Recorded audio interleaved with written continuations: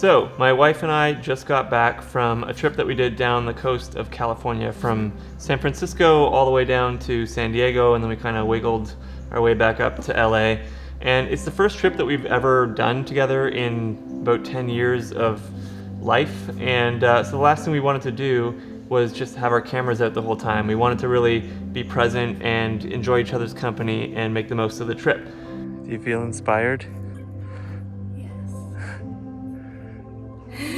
But that being said, we also wanted to have photos and video to look back on to kind of remember the trip by, and something that would bring us back to the moments that we were sharing on that trip. So I kind of took a similar approach filming that as I would with a documentary, where you want to be uninvasive and kind of be aware of what's happening and soaking it all in and capturing it in a way that feels authentic to the moment.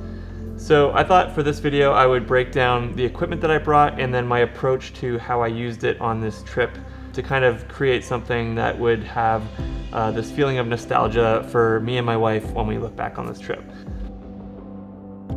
So if you don't know who I am, my name's Christoph. I'm a cinematographer and a content creator, and I do get to work on movies and documentaries and commercials and stuff, but when I'm not doing that, I like to make fun videos for Instagram and YouTube.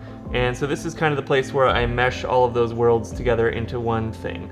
So today I'm talking about what I put in my backpack when I'm doing the travel work stuff for fun or adventure work. We'll try. So let's start with the backpack. This is my favorite backpack right now. It's the Shimoda Explorer 60. I found out about it through Levi Allen, who did a whole video series on the Shimoda backpacks. So I won't get into the nitty-gritty of this backpack because he already did an amazing job of highlighting all the features and the pros and cons of these bags. And I really love this bag, and I'll kind of get into why a little bit, but mostly we'll talk about what's inside of it. So first off, FPV drone, controller for said FPV drone. And I mean, this guy's seen better days because they had a little run-in with a soccer post yesterday. That's a story for another day. I brought this because I'm shooting some other stuff for another FPV video, but you may have noticed that there wasn't any FPV footage in the video that played at the beginning of this, and that's because I wanted this video to reflect our experience on this trip and the way that we experienced it. So having shots from the air, while they look really cool, that wouldn't really bring us back to the trip because it wasn't part of how we experienced it. Water bottle, always. I'm not about the plastic water bottles. Headlamp, because you never know when you might need a headlamp. Tools for FPV drone, red camera, things like that. Invisible selfie stick for 360 camera. We'll get into that in a bit. And now this is what sets this bag apart from other bags for me, which is... So this was the camera that I shot a majority of that intro video on. And I do realize that a red camera is a little bit overkill for a travel vlog, but I actually don't own a full frame mirrorless camera, and I don't even have any DSLRs that shoot log, so this was kind of my only option for a high quality, travel camera. If I did own a A7 III or a EOS R or something, I probably would have brought that instead, but I definitely don't regret having this because the quality of the footage is just mind-blowing. I also decided to bring cinema lenses, which I'll kind of get into my lens choice in just a moment. And as a result, it meant that I had to bring this matte box, which clips onto the front in less time than it takes for the camera to boot up. So yeah, let's put this aside and jump inside the bag now. One thing I really like about this backpack, which a lot of newer backpacks seem to have, is having the entrance for the compartment on the back, so that if you're putting the bag down in snow or mud or dirt, you're not getting all of that on your back when you go to put it back on. So that's a feature that I really liked about this. Opening it up, I've got the goggles for the DJI FPV unit. I always like to bring a portable USB charger for my phone or any other devices that might need to get charged. Mavic 2 Pro, which I basically always have with me, and even though I didn't really use it a whole lot on this trip, it doesn't take up a lot of real estate in my backpack, and you never know when you might want to grab a shot for Instagram or something like that, so it's essential to have it with me at all times. And then I had a couple batteries, and I have a trick for storing batteries in my backpack. Even though these batteries do have an indicator light on them, if they're fully charged, I'll put them in the bag this way, and then once they're dead, I'll flip them up so the contacts are up, and then that way if I'm just quickly skimming through, I know which batteries are alive and which ones are dead. These ones are dead, so I'll put them like that. Some more tools, always good. This is a portable ratchet set.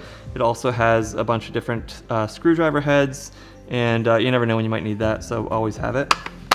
This is the Sennheiser Wireless AVX Lav Kit, always great to have. And now let's talk about the lenses that I brought on this trip. So I was really married to the idea of bringing primes just because I wanted to have low light capability and I wanted everything to look as cinematic as possible, and primes really are the best way to do that.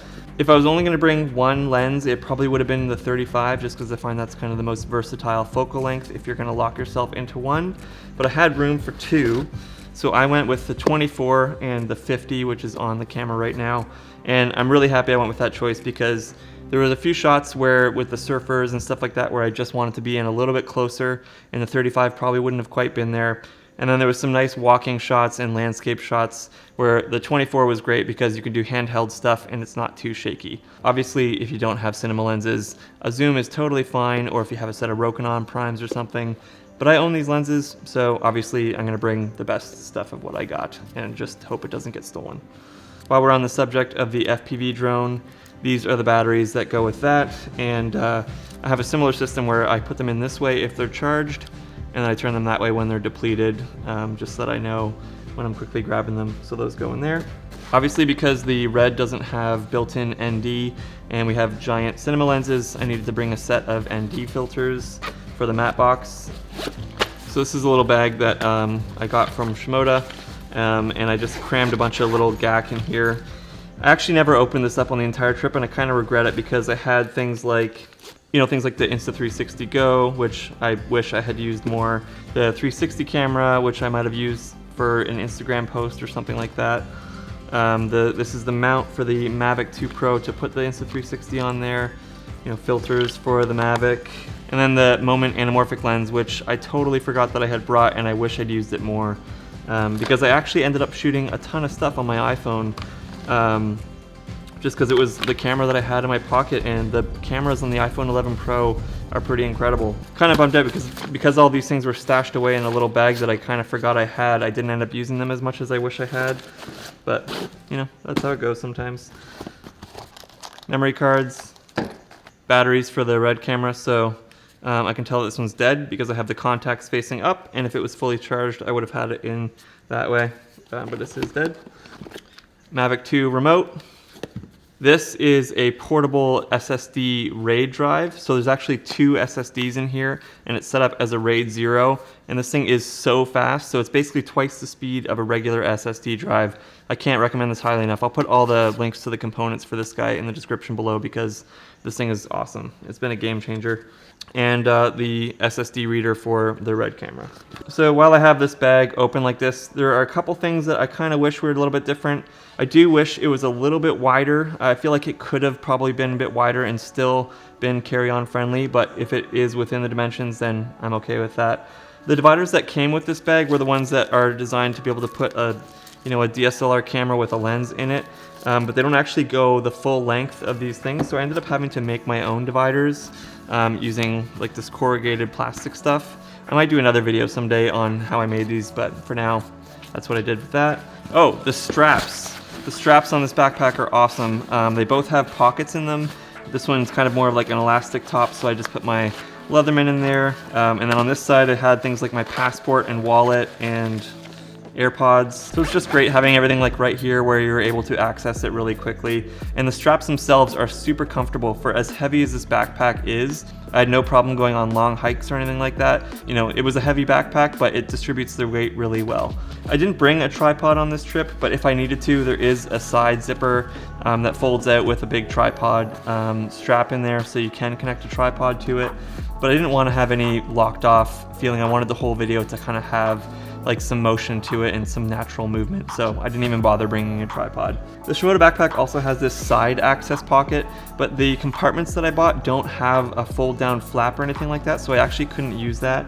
So I gotta look into whether or not there's like special compartments you can get, because that would be a really handy feature if it worked. Obviously, the last and maybe the most important thing that I had on this trip was the Onewheel XR, which obviously didn't fit in my backpack, but thanks to Cade at One Wheel, I was able to get this shipped down so I could have it for little day trips and stuff while Katie was editing on her laptop, which was a lot because she's a busy wedding photographer. But having the One Wheel was actually such a game changer. I was basically every morning getting up super early and going out and exploring the cities that we were visiting.